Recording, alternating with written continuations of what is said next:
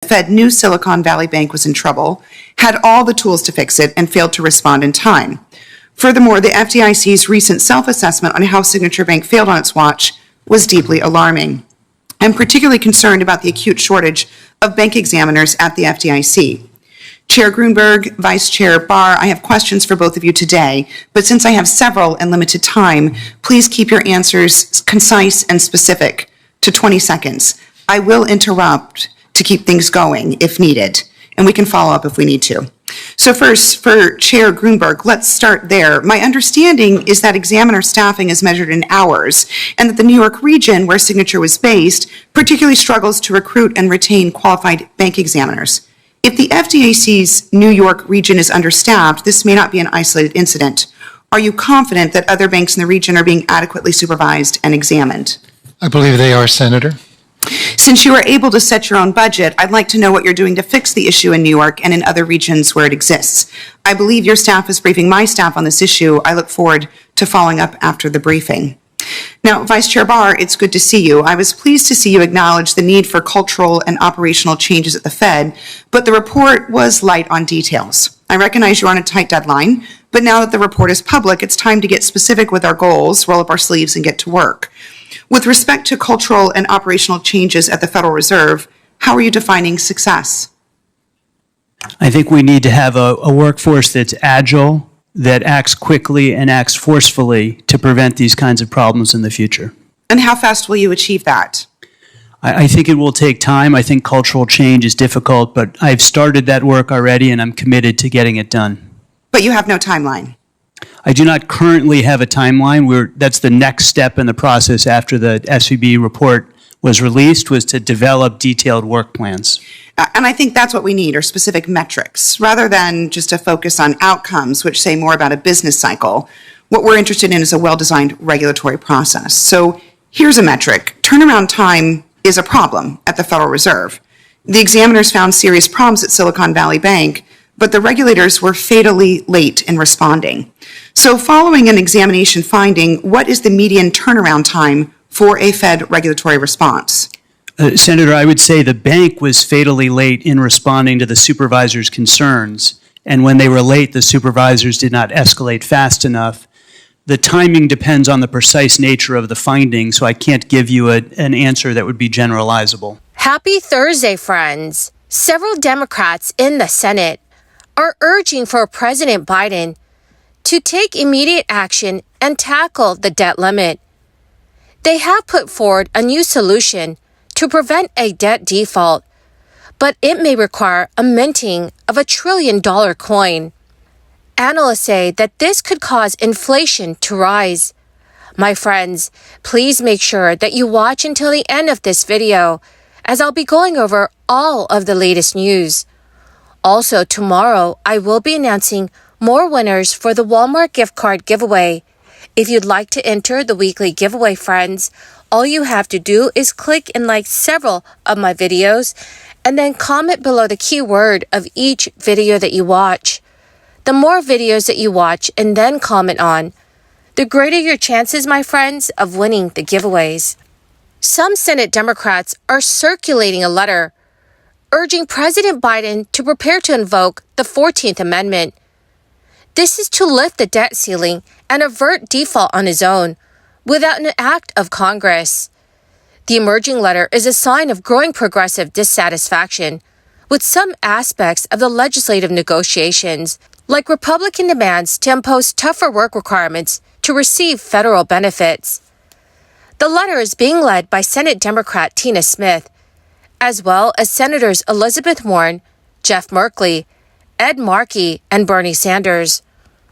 According to NBC News, the senators wrote in the letter, "We write to urgently request that you prepare to exercise your authority under the 14th Amendment of the Constitution. Using this authority would allow the United States to continue to pay its bills on time, without delay, preventing a global economic catastrophe." They also added in the letter, "While we cannot default on our debt, we also cannot allow the Republican budget to be implemented."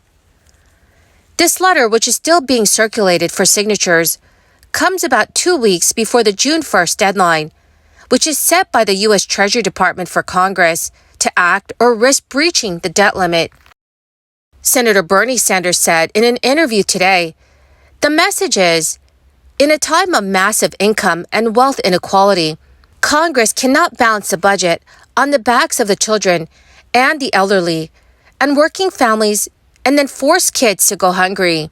Senator Ed Merkley said it's important for Biden to be in a position to reject House Speaker Kevin McCarthy's demands, which he said amounts to an attack on working families and would unleash fossil fuels on America. Senator Merkley confirmed that he also supports the president's use of the platinum coin. Legislation enacted in 2011 allows the Treasury to mint platinum coins of any value without congressional approval. Under that law, the coin's value could be anything, but it would have to be platinum, not gold or silver, which are under Congress's control. So in theory, Biden could order U.S. Treasury Secretary Janet Yellen to have a coin with the value of $1 trillion to be minted and deposited into the Treasury, giving the government an extra $1 trillion to cover debts and prevent default. The idea was floated before in 2011 when the government faced another debt ceiling crisis. However, Yellen has raised concerns about how using a $1 trillion coin would affect trust and independence of the Federal Reserve and Treasury. Many experts are unsure about what the economic effects of the move would be, given that it's unprecedented. But experts cite concerns about inflation, saying that creating more money would weaken the value of existing money that is circulating in the economy. That would mean that existing dollars would have less buying power, which could affect American consumers. So far, President Biden has met with Speaker Kevin McCarthy and other congressional leaders, but the Speaker maintained they are still far apart. In the letter, the Democrats say the GOP's unwillingness to raise taxes on the wealthy and large corporations makes it seemingly impossible to enact a bipartisan budget deal. But House Speaker McCarthy ruled out the idea of tax increases on top earners at a news conference. Some experts believe the debt ceiling statute is unconstitutional and cannot prohibit the U.S. from borrowing to pay its debts. But the Biden administration and its predecessors have been reluctant to invoke the 14th Amendment. Then President Obama's administration looked into it, but his Justice Department never made its opinion on the matter public. Some officials worried that if such a move were to be challenged in court, it could undermine the full credit of the United States. Biden said recently he had been considering the 14th Amendment, but concluded that it would not solve the current stalemate, given that it would have to be litigated. But the White House Office of Legal Counsel continues to study the matter for possible future unilateral use. So, dear friends, should President Biden use the 14th Amendment? Please let me know what your thoughts are in the comment section below. Well, my beautiful and amazing friends, that is the end of my daily stimulus update video for this Thursday. My dearest friends, I'll be announcing several winners tomorrow for the Walmart gift card giveaway. If you'd like to enter these weekly giveaways, all you have to do, friends, is click and like several of my videos and then comment below the keyword of each video that you watch. The more videos that you watch and then comment on, the greater your chances, my friends, of winning the giveaways. Thank you and have a wonderful and very blessed Thursday.